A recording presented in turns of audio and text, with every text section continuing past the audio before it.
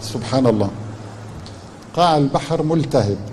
هذه الصورة أو هذا فيديو صور حديثا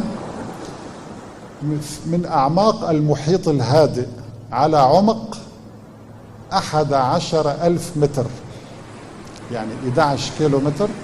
هذه نيران تتدفق من قاع المحيط بسبب أن الطبقة الأرضية التي تحت البحر ملتهبة. يقول العلماء كل بحار الدنيا تقبع فوق طبقة نارية ملتهبة تتدفق منها هذه الحمم المنصهرة. العجيب أن العلماء اكتشفوا أن تحت هذه الطبقة النارية الملتهبة هناك بحر آخر في أعماق الأرض على عمق من 400 إلى 600 كيلومتر.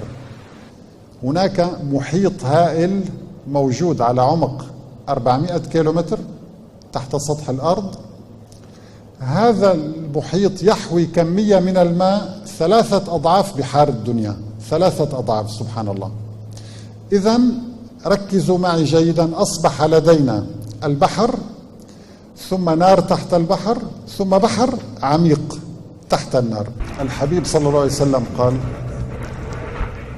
يا عبد الله لا تركب البحر إلا حاجا أو معتمرا أو غازيا في سبيل الله، فإن تحت البحر نارا، دققوا معي، تحت البحر نارا وتحت النار بحرا. سبحان الله، دقة هائلة في وصف النبي الأعظم عليه الصلاة والسلام لهذه الحقيقة العلمية التي نراها اليوم بأعيننا. كيف يجرؤ هؤلاء الملحدون أن يدعوا أن هذا النبي عليه الصلاة والسلام ينطق عن الهوى، أو أنه اخترع دينا لنفسه، أو أنه صلى الله عليه وسلم كان يكذب على الناس؟ إذا من أين جاء بهذا العلم؟ فإن تحت البحر نارا وتحت النار بحرا، صلى الله عليه وسلم.